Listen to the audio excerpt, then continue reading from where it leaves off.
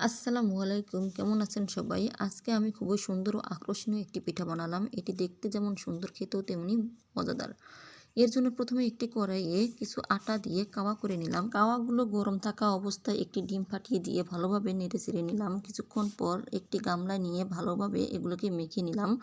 এরপর কাওয়া থেকে একটি বড় রুটি বানিয়ে কৌটার মুখা দিয়ে ছোট ছোট রুটি বানিয়ে নিলাম। এরপর সেই রুটি থেকে ৩টি রুটি নিয়ে একটা জায়গায় করে একটি ছুরির সাহায্যে ৩ কাটা দিয়ে নিলাম এবং এইগুলো কাটা জায়গা থেকে একটু একটু শেপে গোলাপের পাপড়ির মতো করছি।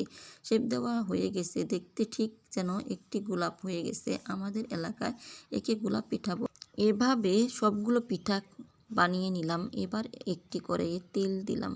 ওই তেলগুলো গরম হয়ে এলে দিয়ে দিচ্ছি গোলাপ পিঠাগুলো। এভাবে সব পিঠা ভেজে নিলাম। কেউ যদি মিষ্টি পছন্দ করে তবে এগুলো চিনির শিরায় ভেজে নেয়। আমি মিষ্টি খাবো না, তাই এভাবে করে